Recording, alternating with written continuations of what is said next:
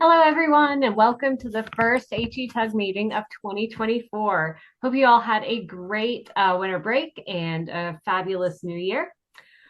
We have a special announcement to make today, but before I get into that, I do want to open the floor for any announcements that you all might have. If you have job announcements or any upcoming conferences, anything you want to share, feel free to come off mute and let us know about it. If you don't want to come off mute, you can also post it in the chat or in our Slack group, which Roshni just shared the link to. So, any announcements from anyone? All right, no takers.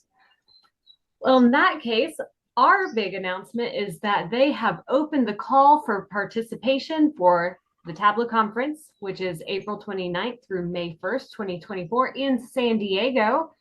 And if you've never submitted a proposal for the Tableau Conference before, we are going to have a breakout room at the end of today's session where you can talk about it and ask any questions. I presented back in 2018. I'm sure there's some other folks in here who have as well. I don't know if Lisa Trescott's on the call today, but I know that she has, and Ken Flairledge. So yeah, if you have some questions, we'll do our best to answer those after our regular meeting today. And I do believe Roshni put the link with proposal tips and the submission form in the chat box as well. So, I did, but I also wanted to point out that Barron from University of Kentucky also posted a link to the Analytics Summit nice. For research administration analytics, if I am correct. And we are going to have a session next month on a whole bunch of different conferences. In addition to Tableau conference, we're going to talk a little bit about the conference that Barron posted and who knows what else. And just note, if you're associated with any conferences and want to talk about them for a few minutes at our next session, let us know. That would be great. I am ready for conference season. I don't know about anybody else. All right. So that being said, we'll jump into our first Media Community Member of the Year with Francesca Gilkey from Endicott College. So Francesca is the Director of Institutional Research at Endicott College, which is in Beverly, Massachusetts. She has been in IR for over 10 years, working for community college and both private and public four-year institutions. She has used Tableau since she saw an IR office using it in 2015, and most recently, she has been utilizing Prep to improve efficiencies and document data merging, cleaning, and transforming in Endicott's IR office. Francesca, thank you so much for joining us today. Thanks for having me. Absolutely. All right, first, could you tell us a little bit about yourself and describe your role and your team? Sure. Like you mentioned, I'm the Director of IR at Endicott College. I've been here for about a year. We do typical IR data stuff, mandatory reporting, data surveys, and fulfill internal requests. And just trying to, like you said, I've been at multiple different institutions, and I'm just trying to bring kind of all the best practices that I've gathered from all those experiences and apply them at Endicott. Awesome. Just out of curiosity, because I always like to, have an idea, how many people are in your IR office? Well, we're part of a larger office, the Office of Research and Planning. So our IR arm is myself and two analysts. And then my boss deals with strategic planning and, researching new programs and things like that. And then we also have a team member who does all the surveys for the college. Awesome. That kind of takes us into the next question. Could you talk a little bit more about what types of data you work with?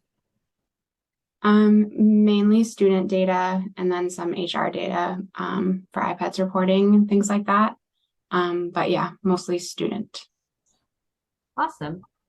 So tell us about how you use Tableau at work. So one of our goals that I was brought on for was to actually build Tableau dashboards. So they hadn't been using Tableau before I came here. They were just primarily doing everything in Excel. And so I had built one dashboard for the president and the board of trustees to kind of start getting them interested in that data and that delivery method. And we have a newer team member that we hired that we're hoping that she'll be able to start developing other dashboards to be utilized across the college. And then the other pieces, we've definitely, like you mentioned, we've definitely started using Tableau Prep. And that has greatly improved our processes of cleaning, merging, and transforming data to set us up to do all the things that we have to do, as well as building these dashboards. That is wonderful. I have to agree. It definitely makes things cleaner and easier. So what is your favorite Tableau project that you've worked on? So most of the time it's whatever the last one I did is, because I try to do something new each time. So as far as desktop, the last dashboard that I built, I added the see-through layer that has all the arrows and kind of call outs to kind of guide the user on where to click and what to do. And then I also incorporated something that I saw another school use is a drop down of a glossary of terms that's interactive and people can search from, so you can have that right in your dashboard. So that was really cool to do too. And then as far as in prep, just the bigger the flow, the more fun it is. So the bigger branches there are, I'm like, oh my gosh, look at that. That's so beautiful. That drop-down glossary sounds like a lot of fun. How did you learn to use Tableau? Well, way back then, Tableau just offered like free stuff on their website. You didn't have to pay for anything. So they just had, documents, and I don't even remember if they had any recordings. They might have had some live trainings that you could sign up for. And then just Googling, and I've just continued doing that. So you're pretty self-taught, it sounds like. Yes, very much. What is your favorite Tableau feature? Again, whatever the latest thing I learned to is. But in particular with prep, I love how the cleaning steps are self-documented. I definitely utilize adding the descriptions on each step or each part of the flow. But the fact that, you clean something, you merge something, you delete something, it automatically kind of shows that by documenting those steps. And I think it's so great to have that chain of steps documented like that for somebody else to see what you did. But also it makes it easy to, maybe need to get rid of something, clean something, move stuff around. And then you can add even more detail by adding the descriptions. It's really great. Mm-hmm. Absolutely. It's great when you can do that if, you ever have to pass that off to someone else. Yes, for sure. And we were struggling with how can we do that with our current processes of Excel and stuff. And it's like, that just becomes so cumbersome because then you either put it in another Excel or a Word document and it's not exactly where you need to be. And yeah, too cumbersome. Mm-hmm. So what would you like to learn more about in Tableau? I'm always keeping my eyes out. I think it's kind of a little bit demonstrated that I really love efficiencies. So whatever the best and most efficient way of doing things. So I'm still learning to capitalize on that in prep.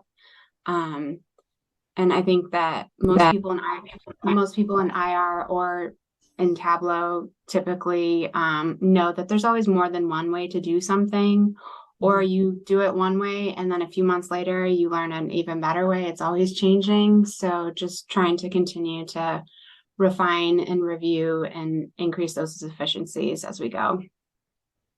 Absolutely. So if you could go back in time, what do you wish you could tell Tableau newbie you? I would say you're going to love it. You're going to become a very big data geek. If I wasn't a data geek before Tableau, and 1,000 times more, and that you're going to love the developing options continuing to grow, along with the super supportive community and resources out there. So with this group, with the Slack channels. Again, you can Google on Tableau the other user groups and forums and everything. Like, there's just so much support. And I've never asked a question or reached out for help or support from somebody, whether it's locally or, through a group or across the country, internationally. And nobody ever says, no, I'm not helping you with that. Or that was a stupid question. Like, it's just super positive and super supportive. And that's just really helps foster anybody's confidence and learning through this tool. I have to agree. The Tableau data fam is great like that. Mm-hmm. So do you use Tableau outside of work? And if so, how? I only did once, because who has time for that?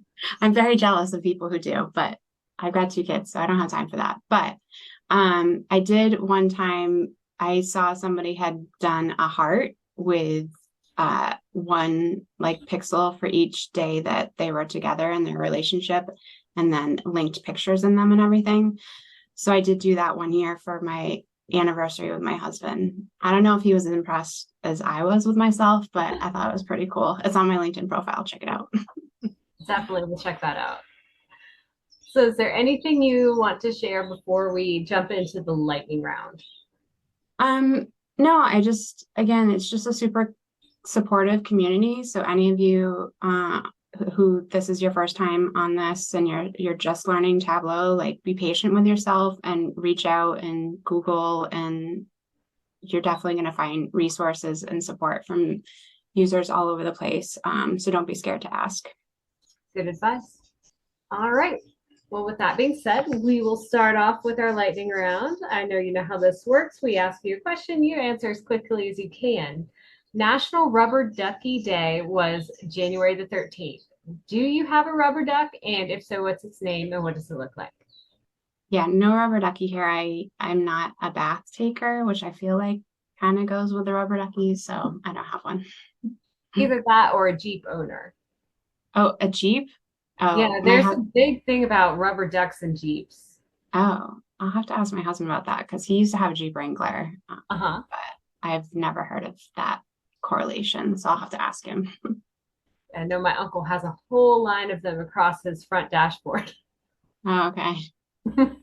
All right. So next up, National Dress Up Your Pet Day was January 14th. Do you have a pet? And if so, have you ever dressed it up for Halloween or otherwise?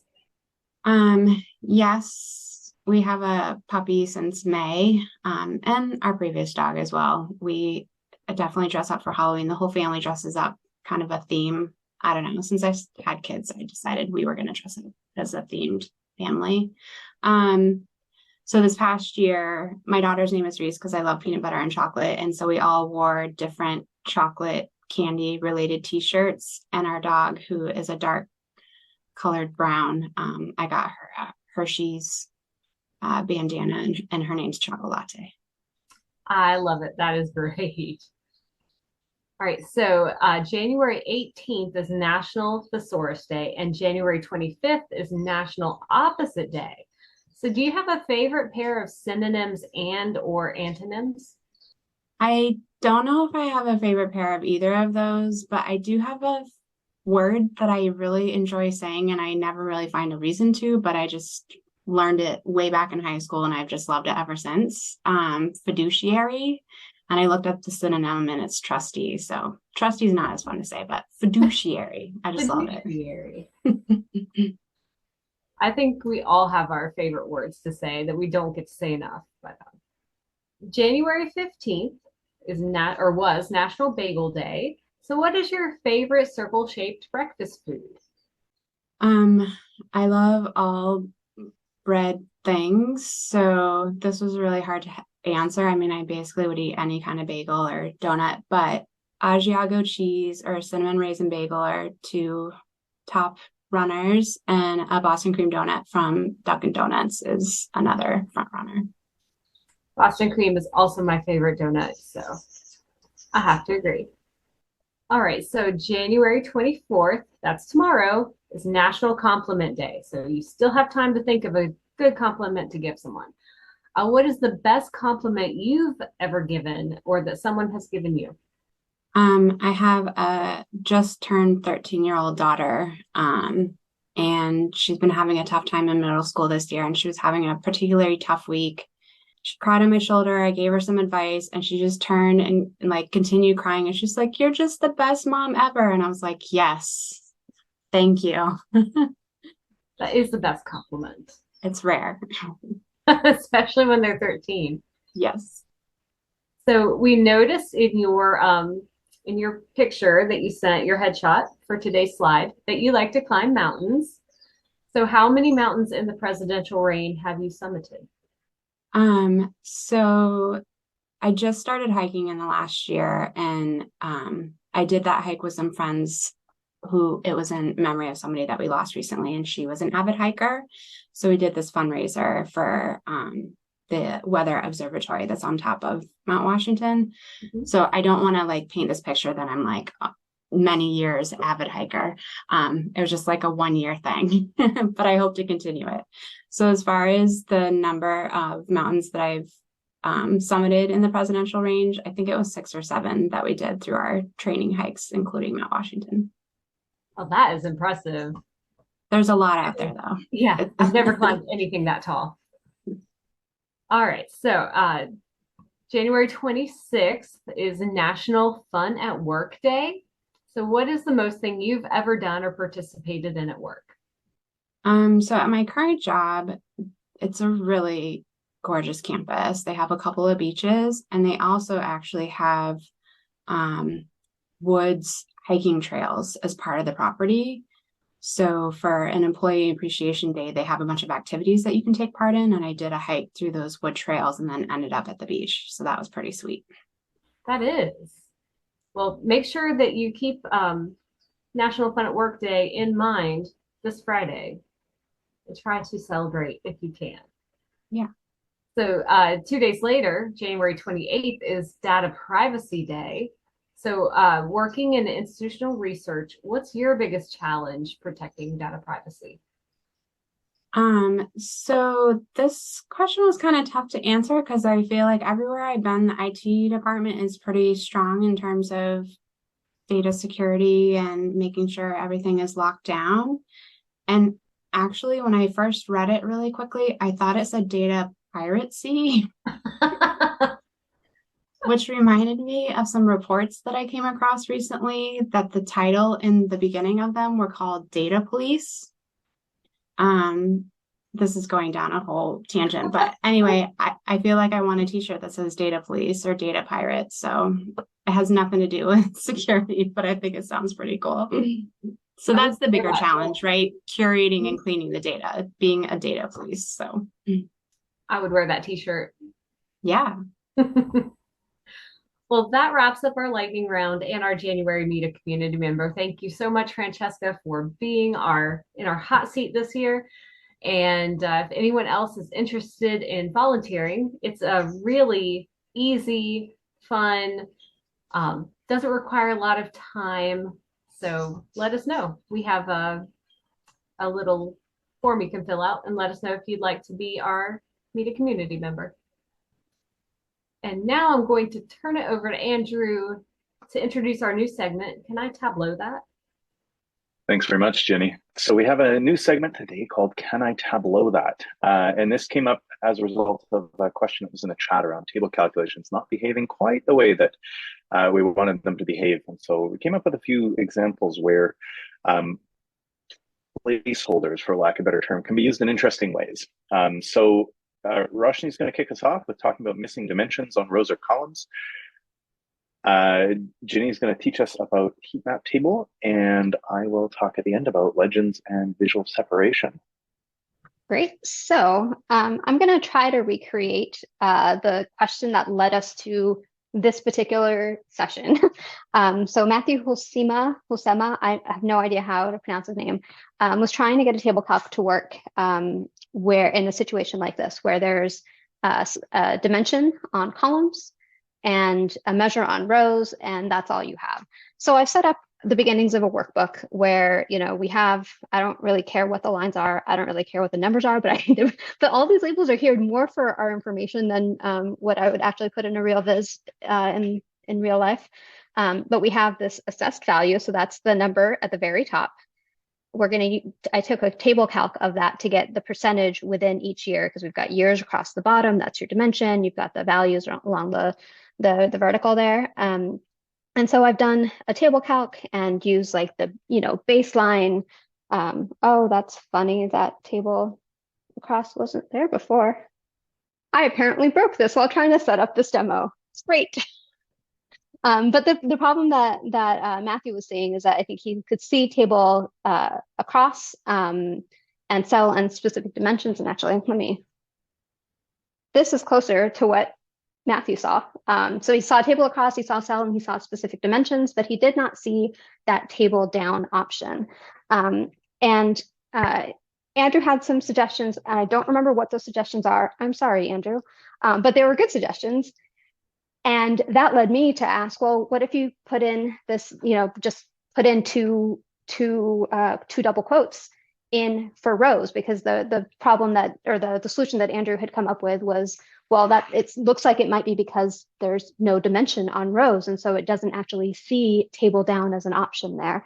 Again, I tried to recreate that and failed miserably because we actually do see table down here.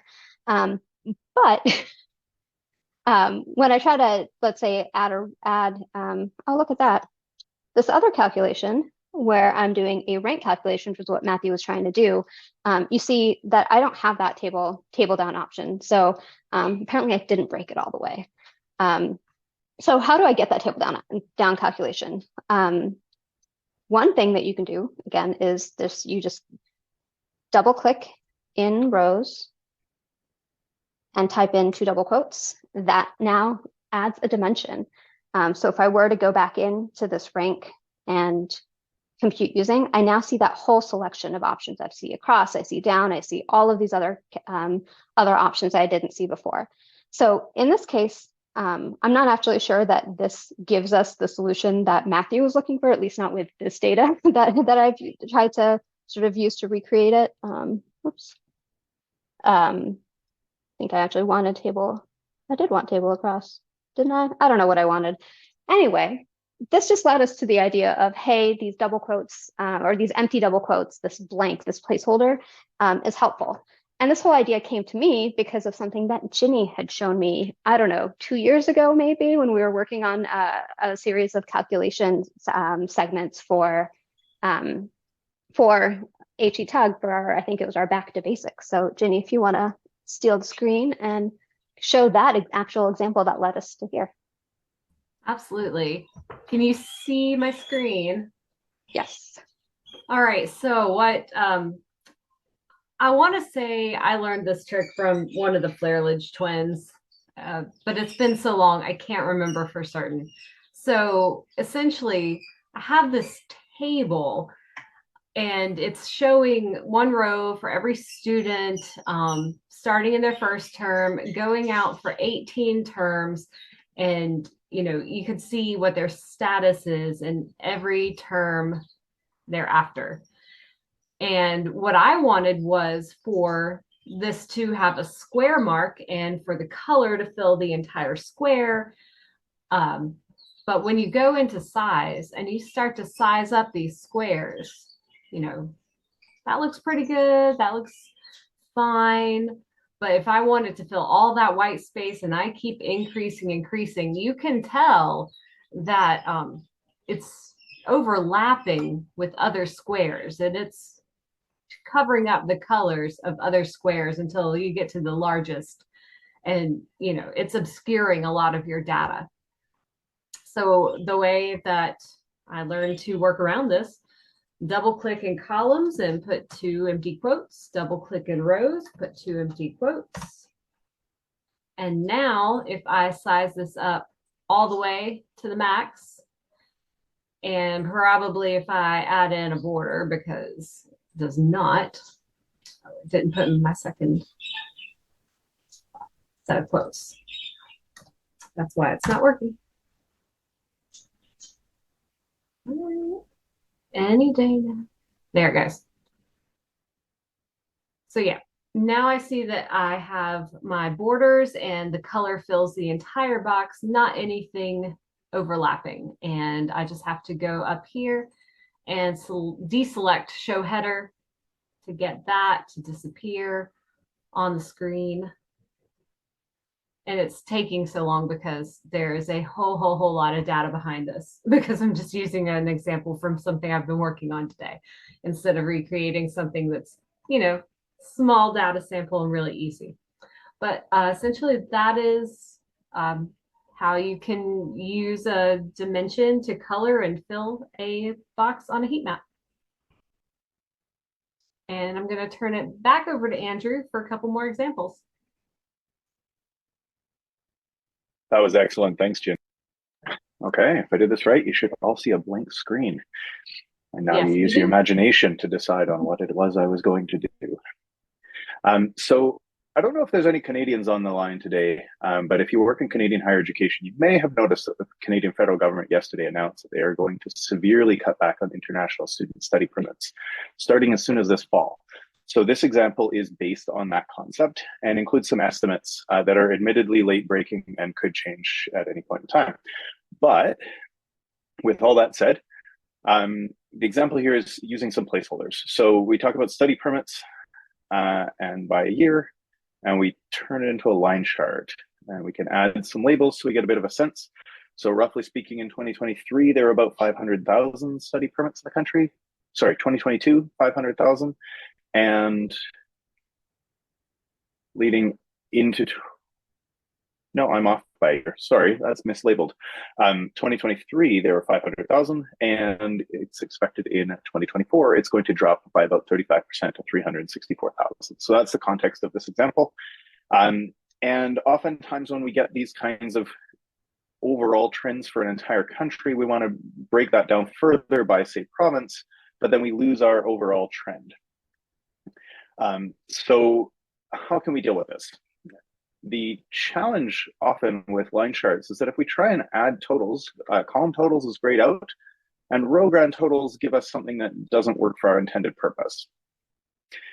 So there's other ways that we can add a total in here. So one of them, and the one that I'll show you today, is to make a dual axis chart with our total. So I've added study permits again as an additional item on the rows, and I'm going to take province off of that one. So now my top chart has the provinces, my bottom chart has the national total.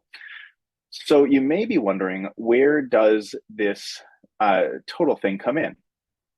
So we can make a calculated field here, and I'm going to call it placeholder, and I'm going to put in the 2 double quotation marks, just as Ginny and Roshni have shown already, the same kind of concept. And so I'll call this placeholder, and I'm going to put it onto color for my second chart. And so the advantage here is now I can change my color using the built-in color palettes just as I would otherwise. I can also set the default colors now for that particular field if I wanted to. So we could say that let's make Canada sort of a reddish by default, and that goes with the trend line that we see here as well. We can then choose to make it a dual axis chart. And why are my headers not showing? When you're doing this, you probably want to make sure that your axes are synchronized because these are supposed to be the same scale. So now we have our total as well as the individual provinces listed. And I have pre-created a couple calculated fields to make my life a little bit easier here. So for the province one, I'll put that onto label. And nothing happened. All right, try the national one. There we go. Okay, apologies. I was looking in the wrong spot. So the labels did work. I just didn't see it with my own 2 eyes. So we can add our study permits back onto the label as well to give context to each of these. And now we can see that drop over time. We've got our total line on the same plane as all of our individual provinces and territories. So that's the first example of how we can make use of this placeholder. And depending on how you want to use this, you may choose to use a blank like I did here, or you might want to use a string with the word total in it. The advantage of changing it to total, other than breaking my colors, which I'd have to redo, is when we go and show our color, if we put this on a dashboard and show the color legends, it will then show them. Oh, there it is. It will then show them on the dashboard. So if we put this really simple example on here, and now we can see our placeholder, if we remove the title, is going to show up kind of like the other list of provinces, and we could fiddle with the spacing to make it look like it's just another line on there. So that's the first example. And the second example is using some iPads data. I should note that I have not verified that these totals make sense. I just wanted a table for illustrative purposes. So for this example, we wanted to bring together some total enrollments. So I'm going to search for the word total. I've relabeled a whole bunch of these already. So we can see here that we've got a bunch of fields based on different race and ethnicity information, as well as gender information and grand totals. So that's sort of the angle we're going for here. And I am going to double click measure names and then measure values. And then I'm going to adjust my filters on the measure names and keep only those ones that include the word total. And so now I've got my grand totals and race and ethnicity information, etc. here. The ordering is not quite what I want it to be. So for the most part, I'll work with alphabetical, but I want these grand totals that I've highlighted here to be at the end of the list. And in particular, the grand total, I guess, to be at the very end. So here's another couple of things that you can do. So we wanted to put state onto rows and city also onto rows and institution name onto rows. So we've got a crowded table, as it were, with some enrollment information. So the other trick here, if we want to have some spacing for whatever reason, we can do that. So in this example, I made a calculated field that just, again, has the double sets of quotation marks. And we can put this between state and city. And this will give us visual separation, should we want. And we might want to rename it from placeholder to something that takes less space, like a hyphen. I'll show you that as an example in a minute. But this is a way of spacing out our table, maybe for visual reasons. The last one I wanted to do is the section of our table that has all the numbers is actually pretty crowded looking here. So we can also make use of a similar technique, but it's not quite the double quotation marks. What we can do instead is to turn null into an integer. And what this is going to do is it's going to give us a measure that we can stick into our table to provide some visual separation, so that maybe we could design one table instead of two and put them together on the dashboard. So I've got two instances of this calculation. They are named exactly the same thing, except that one of them has a space after the hyphen. And so now we have some visual separation in our table. I have not figured out a way to get around having a visible name for those columns, despite them otherwise being empty. So if anybody has ideas on that, I'd love to hear from you. And that is my example of using placeholders in interesting ways for tables and for line charts. Thank you very much, everybody. So as we were looking for examples and documentation about why this double quote thing works, one of the things that came up when we were searching for blanks is actually blank characters.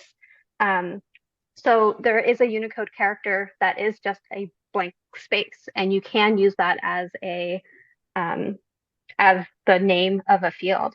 So I will find some documentation. I will find that documentation that didn't actually work for our purposes, but I think it'll answer that question that you just had. So that's awesome. I was trying to find that, and my searching skills eluded me to find that solution. So I'll be curious to see.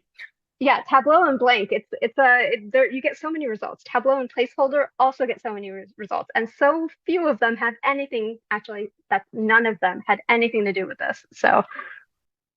Okay, and with all that talk in my very brief presentation about enrollment planning, it gives me great pleasure to introduce Chengbo Yin, who is the Director of Institutional Effectiveness in the Office of the Chancellor at Rutgers University in Newark, New Jersey. Chengbo is the Director of Institutional Effectiveness, where he leads a small team of analysts to develop strategic and operational data solutions. His recent efforts supporting enrollment management have centered on integrating Tableau's technology into the entire process, from enrollment projection, target setting, to tracking and recruiting strategically important populations. So I'm super excited to see this presentation. And from here, I'm going to turn it over to Chengbo. Thank you very much for volunteering to present today. Thank you. Thank you, Andrew. That was your introduction is about 50% of my presentation. So I'm almost done here. So hello, everyone. Good afternoon. My name is Chengbo. Like I introduced, I work in Rutgers, Newark. And just a little bit of background about Rutgers University and what we do. So there is a few slides I want to go through before I actually show the dashboard that we have created. Just a little bit about Rutgers University. It's a state university in New Jersey, and it has 3 campuses throughout New Jersey. In Newark, it's one in the north, and New Brunswick is one in the middle, in the central, and Camden is one in the south.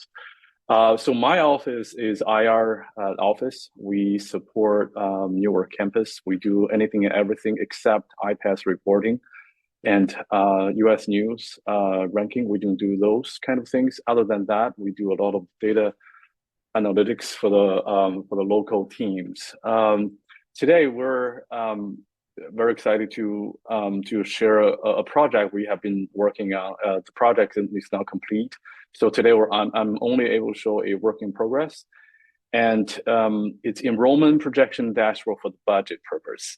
So it's still, nowadays, especially when a lot of universities have this kind of enrollment decrease and projections and budgets are kind of big buzzwords, and people are paying a lot more attention than they deserve, to these kind of topics. But I have to admit, this dashboard we're showing today is still more of a enrollment dashboard. It's not a budget dashboard per se, but there are kind of structures and arrangement that is easier and friendly to the budget people in the schools. About 14 months ago, we have our vice chancellor of enrollment management and vice chancellor of budget, and they want to form a new committee. And in the past, before that time, enrollment management and budget were taken care of separately on different tracks. But now and then, 14 months ago, they want to deal with it holistically. So they invite 3 groups of people to this new committee, traditionally enrollment management people, and also traditionally the budget people, but also budget managers and academic people from the individual schools are invited to this committee, and we're invited to do support to this group. So if you think about these 3 groups of people, they ask different questions, they have different works, they have different questions and concerns. The traditional enrollment management people, they're primarily from office admission, registrar, financial aid. They care more about first-year students and new transfer students. Maybe a little bit about retaining existing students. So they are very much more interested in the projections. Whereas the budget people consume everything, all the reports in a dollar amount. So they read reports based on the amount of money. And there's the third group, which is academic people in the schools. They have to consume numbers on both sides. So in the past, they have to take numbers from the enrollment side and put that in a form every year. When there is a budget planning, they have to use enrollment numbers and put that into in-state, out-of-state, full-time, part-time, credit hour, and headcount format, and then do some kinds of budget projection for the upcoming year. So, with these 3 groups in the same room, they have different kind of languages, different kinds of concerns and questions. So we start off with some of the basic questions, and I'm laying out over here for the enrollment, from the enrollment projection to the tuition revenue estimate. Knowing tuition revenue is now the entire budget. It's only part of the budget. Sometimes it's big part, other time is not so big part. So we're building this bridge between the enrollment projection and translate that into some kind of format for the budget people. And that's our team is charged to do. Some of the basic questions, like how many students are we going to have next year, next 3 years? What is projection and target? It happened to be a very a topic that people have a lot of interest and concern as we're moving forward with this process. And then how can we track the enrollment from the budget side and from the school side? They're asking, what are the sources of the revenue? Obviously, tuition only part of it. How can we translate the enrollment into the budget, into the revenue estimate? And then how can I track the revenue? So those are the basic questions that we started out. And when we began to do this, we kind of divide this project into 3 different steps in order to do something between the enrollment projection and the revenue estimate. And as of today, this is a multi-year project. As of today, we're only able to finish the first 2 steps of these 3 steps, and still need time. Still going to work on the 3rd step. At the very beginning, we did the enrollment projection. We use IPAS terms to do the projection, and we project those numbers based on the academic unit. First-year student, transfer student, readmit, and continuing students, a terms that must be very familiar with a lot of people over here. Then we translate that into a new a structure, which is more user-friendly to the budget people in the schools, because every year they need to fill out the form based on these different kind of categories. So the budget unit is not academic unit per se. Academic unit, you have undergrad and grad, but the budget unit, some of the lines are kind of commingled and blurred. And then they look at 2 or 3 different academic units holistically. So in order to translate from the enrollment projection to the enrollment projection budget purposes, we have to redo some coding in a Tableau and reorganize those structures, those from academic unit structure to budget unit structure. And in there, we look at full-time, part-time, in-state, and out-of-state. And I think after the next few months, we will begin to work on the 3rd bucket, which is we're really going to put some dollar amount and link that to our projections, the headcounts and the credit hours. And Rutgers is, I believe many universities budget structure this way, which is 75-25%. Business school students taking math and English courses in arts and science, so the revenue is distributed between 75 and 25%. Then we have a Rutgers Central Administration who took about 20% of overhead of the revenue, and then there's a different school tuition rates. Business school charge higher rate than the arts and science, so on and so forth. And then there is a messy process, not process, but a piece that's going to cause a lot of messy effect for calculation, which is in this case financial aid. So before I show our dashboard, I just want to put out some methods notes out there. So this is basically how we did our enrollment projection for the undergrad. All we use for when we look at our first year, we look at the 10th to 12th graders in our local New Jersey counties high schools, their enrollment. And for the transfer population, we look at New Jersey community colleges and their fall enrollment. And we use persistent rate analysis, which we did a lot of coding, Tableau coding to project continuing students. And then we use trend analysis for the readmit students. For the graduate population, we use trend analysis for new and readmit graduate students. And for the continuing student, like undergrad, we use persistent rate to project. And finally, from enrollment projection to full-time, part-time, we use ratio analysis to build the bridge. So before I go to, let's go to the dashboard that we have created so far. Let me do this first, and let me click in. So this is the first one that we have built, and like I said, we have 3 groups of people, and the first group is enrollment management, And their questions and concerns are around new first year and transfer student projection, and also the notion of target. And I remember walking into a meeting this time last year, and people spent about 15 minutes of 1 hour talking about how we did projection, why we did a certain way, why all of a sudden there's a target, and whether they are going to be evaluated based on the target, now the projection, so on and so forth. So that time we already did projection, but we didn't put all this research together into a format that could be easily consumed by this group of people. So after that, we came back and put our research into this format so that we can go over our steps of projecting the new and first year and new transfer students, and also focus on the difference between the projection and the target. And I think this is something, because ultimately our goal is to have people talk less about what the numbers mean or whether a number could be trusted.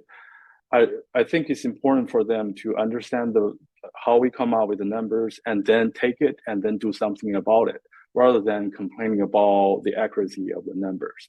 So for this one is just a background story and the research that we did before we actually projecting the first year and the transfer population.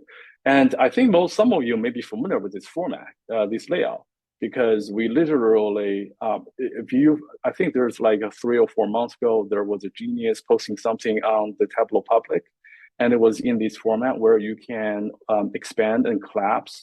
And this is a kind of a very friendly way of telling a story that it's a little bit complicated, but you can also control expanding and collapsing what you want to see and what you don't want to see.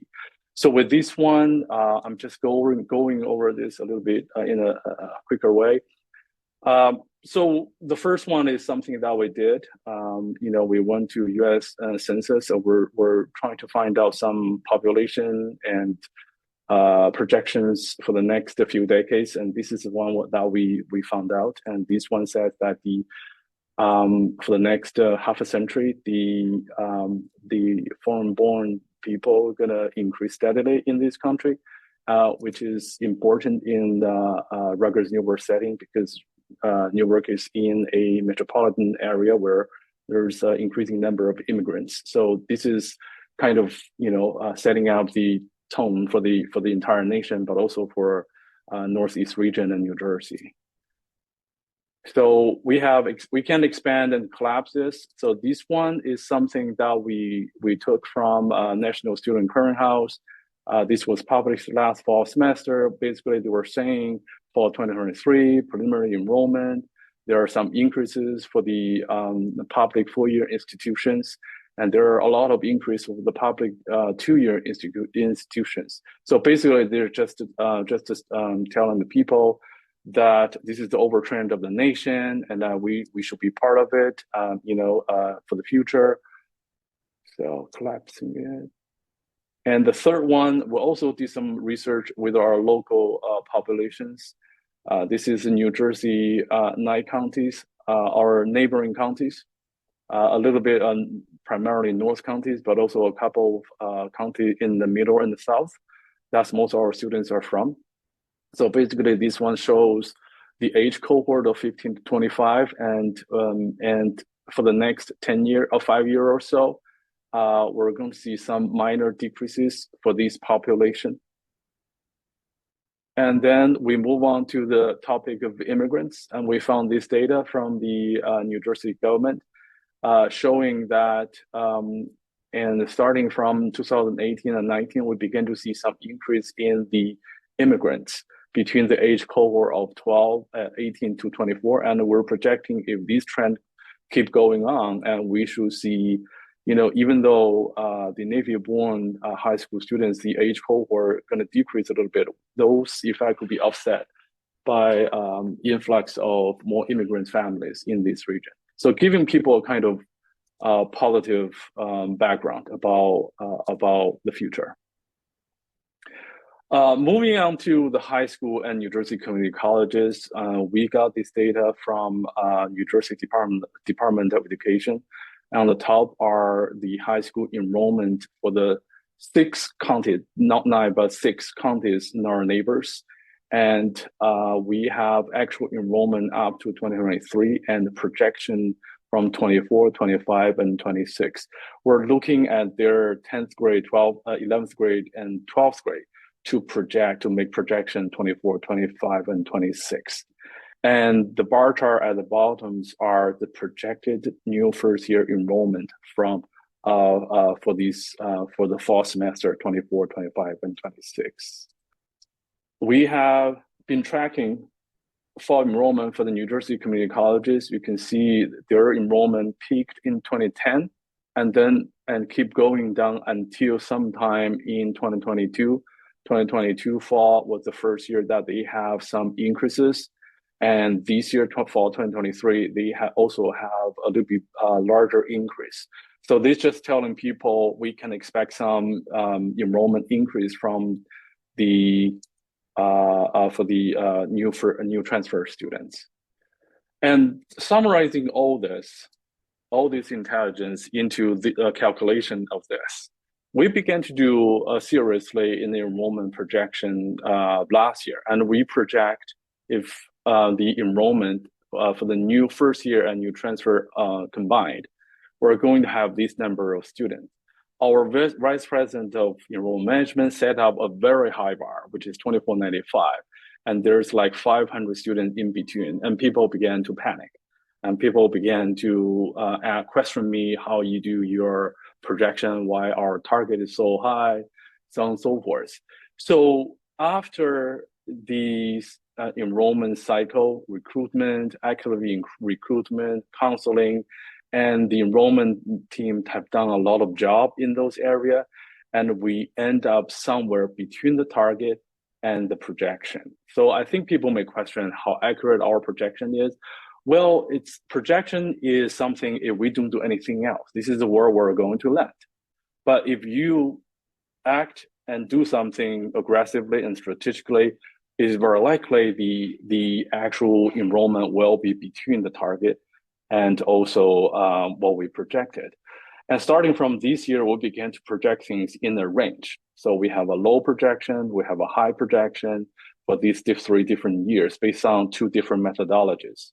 And also we have already set targets. So this table will be for primarily enrollment management people so that they can know the historical trend and the target that I have set up for the last year and where we are this year, but also, the future is about the projection and the target. We also include a couple of filters over here where people can navigate different populations, different schools, so on and so forth. I'm spending a little bit more time over here because that's originally we didn't think this is important. We thought that just letting people know our projection that'll be good, but actually it happened that people pay a lot more attention to this process, but also really want to know the backgrounds. What is national trend? What is the local trend? What is the high school? What is community colleges, and so on and so forth. So this stats was dedicated for that part of the process. And then this part is just a similar to the last one you saw, where the left one, the lower left is new student projection, the same as you saw moments ago. And the right one is to combining all the first year new transfer, readmit, and continuing students and make a dashboard like this. So here we can also see the projected projections of different populations, so on and so forth. And then we have some summary numbers over here with actual and projection all together and a few filters.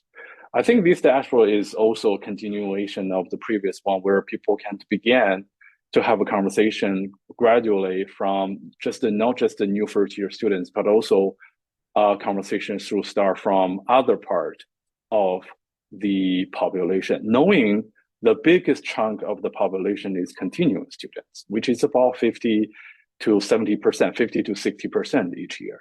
So, this dash will serve that purpose, the transition of talking about new students to all students, all undergraduate students. This one is dedicated to a little bridge building where we transfer from the projection of first year transfer, so on and so forth, into full-time, part-time, in-state, out-of-state, headcounts, and credit hours, so that the budget managers can use the numbers over here, fill in the forms every year that they have to do with the budget, with the budget process. So, and on the left, this is a little bit closer to look at the proportion of in-state and out-of-state by undergrad.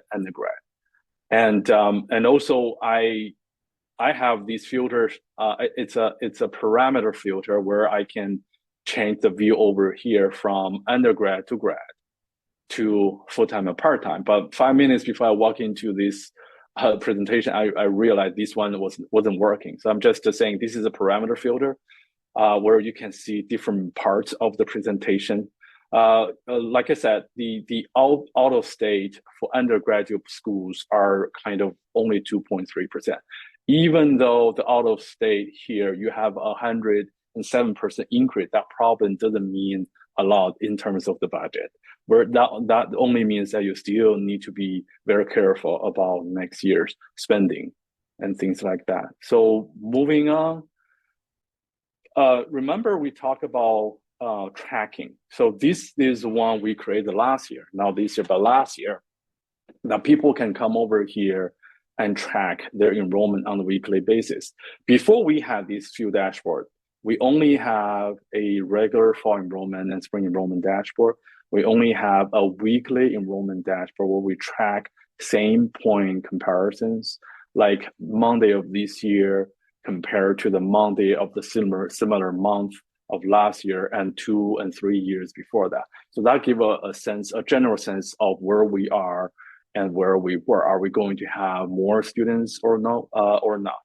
This one is kind of breaking that down into new first year, new transfer, and continual readmit, but also set up a kind of bar. And before I did this presentation, I loaded these states data to it.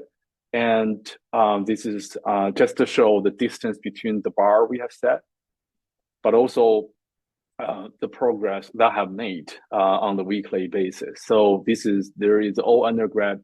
This is the 4 undergraduate schools and also subpopulations and their progress and how far it is to the target. And in here, there's another thing. We can also show the historical enrollments. For instance, this one was fall 2021 actual, but by default, we just showing them the current cycle, which in this case would be fall 2023, when this was going on. Lastly, this is a reference table where we lay out more details in the table format, and people can go there and dig deeper. But this is the table that we use extensively. We had done a lot of calculation coding for this one, where we say T1 headcount, the term 1 headcount, T1 to T2 persisted. Then from term 1 to term 2, how many students actually come back and re-enroll and transfer from other campuses. So these are the students from non-Newark campus. And then we have a total of T1 to T2 persistent, and then we calculate the rate. And finally, we did adjustment factor, meaning back in the stage behind the calculation, we actually use 2 way of calculating and then do another calculation to see the difference between projected and the actual, and then come out with adjustment factors. So how are we going to use it? So for instance, we're trying to project fall 2024, right? So we're setting this up to see spring 23 to 24, 23, and all these 5 different spring to fall semesters. But we also can do with different, we can do from fall to spring. We can take a look at fall to spring.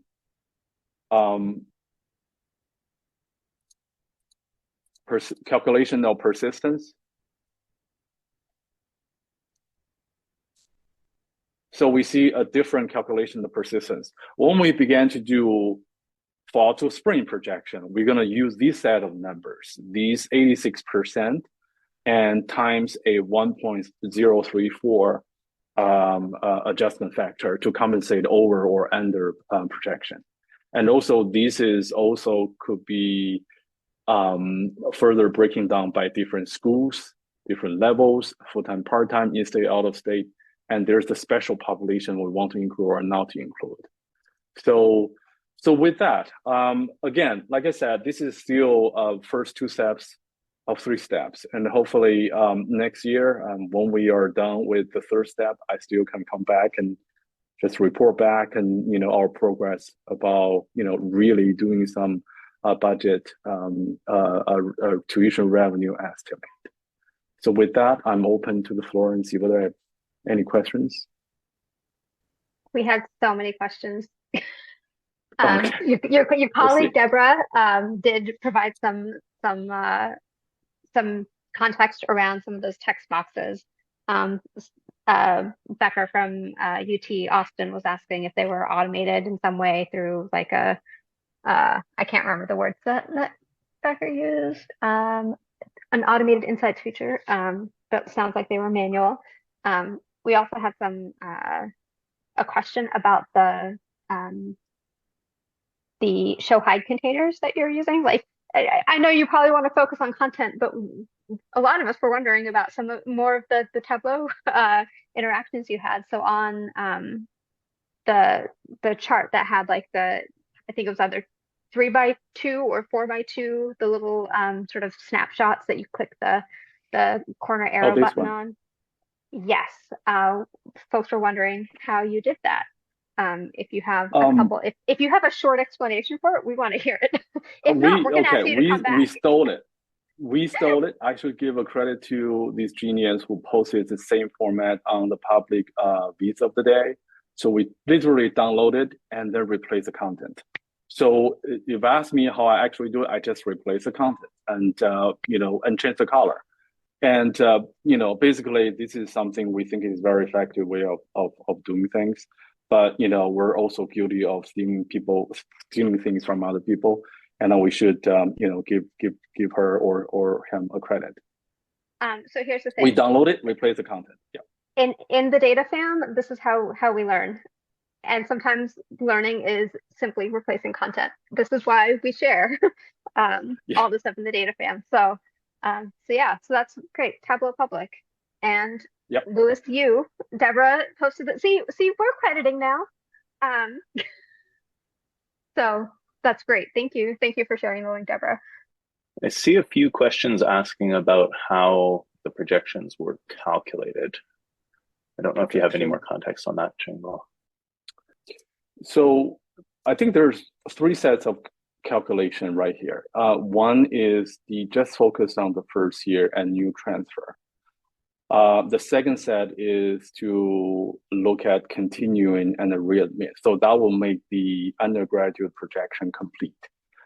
Then third set in our dashboard is to transfer from a undergrad into full-time, part-time, in-state, out-of-state, so on and so forth. So those are 3 different steps. I think we spend most of the time in the first step, which is just looking at the 10th grade, 12th grade, 11th grade, and 12th grade. We are saying is we can calculate the retention between 11 to 10 and 12 to 11. And if we know 10th grade today, we will be able to project out 2 or 3 years down the road. So that's kind of racial and retention analysis we did for the local high school. And then we were able to plug that into our overall new first year enrollment, new first year projections, knowing some of the high school is only like 85% of all the total new first year students. We still have to figure out like out of state students, out of country students. So those are kind of, if those are kind of very smaller population like ours, then it will be easier for us just to plug in some, some trend number in it. For the transfer students, we did a kind of analysis for the New Jersey community colleges. We figure out that these 9 community colleges contribute like 85% of our new transfer students. So we look at them and we look at their yield rates. And then we also did a validation saying, because some students enroll in the community college, finish their degree, and then come to us. Other students just stay there 1 semester or 1 month, 1 year, and then come to us. So we're saying, if we're asking the question, if we are seeing an enrollment increase this year, fall 2023, by when we can see that increase in our transfer, whether 1 year later or 2 years later. Or with that, we did a lot of calculation behind that, and we validate. Normally, it will be 1 year later. Meaning, if we see an increase in fall 2023 for the 9 community colleges, we will see some increase in our new transfer students in the fall 2024. So those are the 2 biggest things that we spend a lot of time. Other things like continuing population, we literally heavily rely on this calculation. We have 1,000 students. Starting from a fall semester, if you want to know how many people are going to come back in the spring, next spring, we apply 86% with 1,000 and times this 1.034.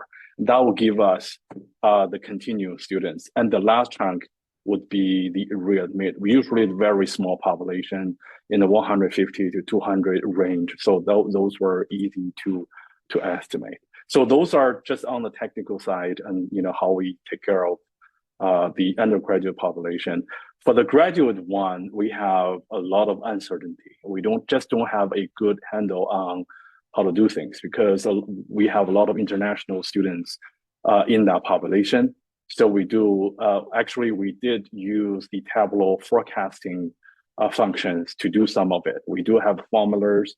We're not so happy about our projections using Tableau forecasting, not because of Tableau forecasting, but because of the variables that we throw in that model were not good factors that can help with the projection. So those are the biggest chunks of how we did the projection. I hope these answer the question. Thank you very much. This is really well thought out. Thank you for presenting today, Chengbo, and to Deborah for answering questions on the fly in the chat as well. It's greatly appreciated. Roshni, over to you. So we are about to close out for the day. We really, as we always ask, we really want to know what you guys thought of today's meetings, because any comments that we get help us with planning for future sessions. Speaking of which, our next HETUG meeting is on February 13th, the day before Valentine's Day. So we can be all like either angsty about Tableau or lovey-dovey. It doesn't really matter.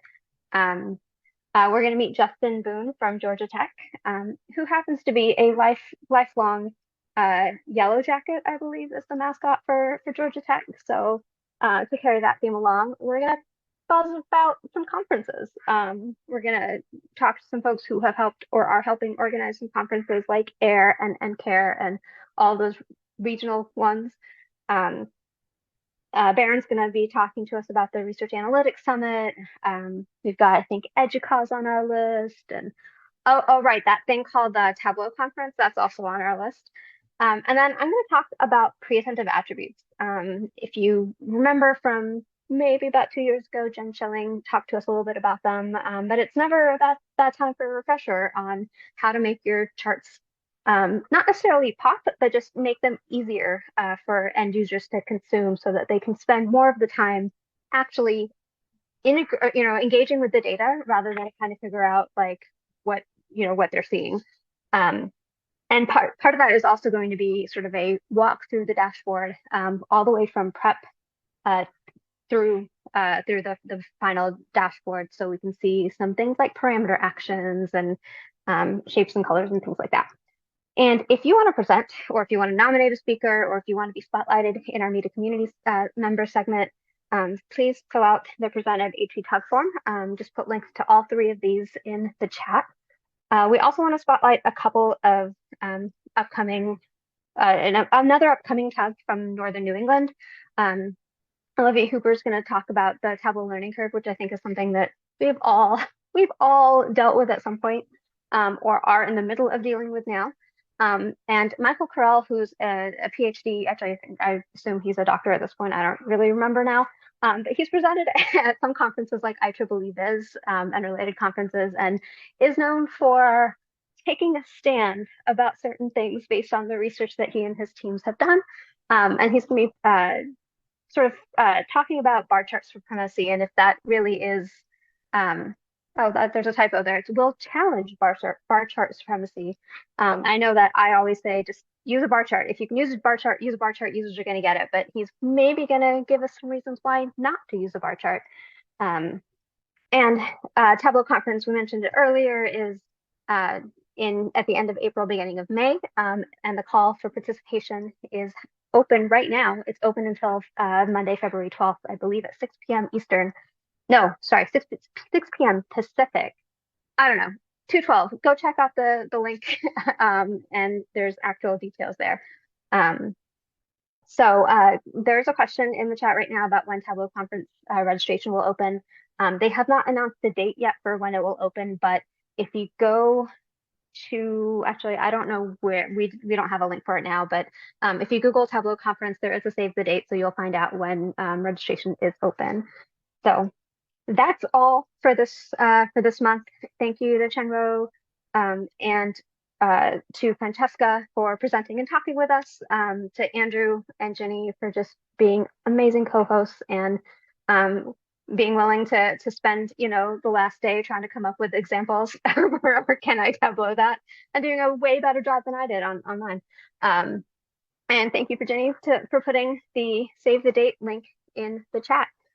We are going to open up breakout rooms in just a second, but one last thank you to everyone who actually attended, whether you attended for a little bit or stuck around for the whole thing.